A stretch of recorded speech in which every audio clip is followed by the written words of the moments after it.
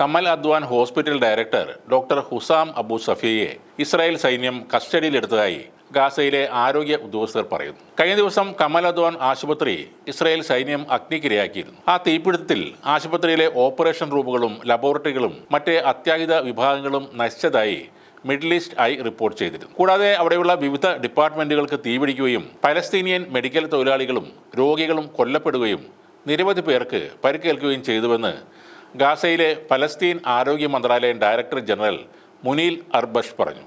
ഈ ആശുപത്രിയിൽ റെയ്ഡ് നടത്തിയ ഇസ്രായേൽ സൈന്യം അതിശൈത്യത്തിലേക്ക് രോഗികളെയും ആശുപത്രി ജീവനക്കാരെയും അവരുടെ വസ്ത്രങ്ങൾ അഴിച്ച് ഇറക്കിവിട്ടതിന്റെ ദൃശ്യങ്ങളും സമൂഹ മാധ്യമങ്ങളിലൂടെ പ്രചരിക്കുന്നുണ്ട്. റെയ്ഡ് നടക്കുമ്പോൾ 180 മെഡിക്കൽ വർക്കർമാരും 75 പരിക്കുപറ്റിയവരും ഉൾപ്പെടെ 350 പേർ ആശുപത്രിയിൽ ഉണ്ടായിരുന്നുവെന്ന് ഗാസ ആസ്ഥാനമായുള്ള സർക്കാർ മീഡിയ ഓഫീസ് പറയുന്നു. ഡസൻ കണക്കിന് ഡോക്ടർമാരെ ചോദ്യം ചെയ്യുന്നതിനായി തടങ്കൽ കേന്ദ്രങ്ങളിലേക്ക് കൊണ്ടുപോയതായി പലസ്തീൻ ആരോഗ്യ മന്ത്രാലയം അറിയിച്ചിട്ടുണ്ട്. ശനിയാഴ്ച അബു സഫിയയെ അറസ്റ്റ് ചെയ്തതായി മുനീർ അൽബർഷ് സ്ഥിരീകരിച്ചു. അത് മാത്രമല്ല, അറസ്റ്റിന് മുമ്പ് ഇസ്രായേൽ സൈന്യം അദ്ദേഹത്തെ വളരെ ക്രൂരമായി മർദ്ദിച്ചെന്നും ബർഷ് അൽ ജസീറ ചാനലിനോടാണ് വെളിപ്പെടുത്തിയത്. ആശുപത്രിയിൽ നിന്ന് ഇസ്രായേൽ സൈന്യം തട്ടിക്കൊണ്ടുപോയ മെഡിക്കൽ സ്റ്റാഫുകളുടെയും മറ്റ് സാധാരണക്കാരുടെയും കാര്യങ്ങളും വിവരങ്ങളും ഇപ്പോഴും അജ്ഞാതമായി തന്നെ തുടരുകയാണ്.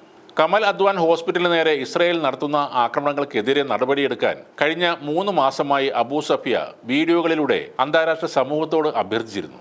രോഗികളുടെയും മെഡിക്കൽ സ്റ്റാഫുകളുടെയും ജീവൻ അപകടത്തിലാണെന്ന് അദ്ദേഹം ആവർത്തിച്ച് മുന്നറിയിപ്പ് നൽകുകയും ചെയ്തിരുന്നു. ആരോഗ്യ ഉദ്യോഗസ്ഥർ പറയുന്നതനുസരിച്ച് ഒക്ടോബർ അവസാനത്തിൽ അബു സഫിയുടെ മകൻ നേരത്തെ ഇസ്രായേലി സൈനികർ ആശുപത്രിയിൽ നടത്തിയ ഒരു റെയ്ഡിന്റെ ഫലമായി കൊല്ലപ്പെട്ടിരുന്നു. ആശുപത്രി സമുച്ചയത്തിന് നേരെ ഇസ്രായേൽ നടത്തിയ വ്യോമാക്രമണത്തിൽ അബു സഫിയക്ക് പരിക്കേൽക്കുകയും ചെയ്തിരുന്നു. കഴിഞ്ഞ ആഴ്ചയിലെ ഇസ്രായേൽ ആക്രമണത്തിൽ ആശുപത്രിയിലെ അവസാനത്തെ ICUവിനും തീപിടിച്ചിരുന്നു. ആശുപത്രിയിലെ ആരോഗ്യ സംവിധാനങ്ങൾക്കും ആരോഗ്യ പ്രവർത്തകർക്കും സംരക്ഷണം നൽകാൻ ആശുപത്രി അധികൃതർ 75 ദിവസത്തിൽ അധികമായി ഈ ലോകത്തോട് അഭ്യർത്ഥിച്ചെങ്കിലും ആരും സഹായിച്ചില്ലെന്നും അബു സഫിയ നേരത്തെ വെളിപ്പെടുത്തിയിരുന്നു. ഒക്ടോബർ 7-ന് ഗാസയിൽ ഇസ്രായേൽ സൈന്യം അധിനിവേശം ആരംഭിച്ചത് മുതൽ കമൽ അദ്വാൻ ആശുപത്രിക്ക് നേരെ ഇസ്രായേൽ സൈന്യം കടുത്ത ആക്രമണം തന്നെയാണ് നടത്തിക്കൊണ്ടിരുന്നത്. കഴിഞ്ഞ മാസം സമാനമായി ആശുപത്രിക്ക് നേരെയുണ്ടായ ആക്രമണത്തിൽ ICU ഡയറക്ടർ അഹമ്മദ് അൽ ഖൗർത്ത് കൊല്ലപ്പെടുകയും ചെയ്തിരുന്നു.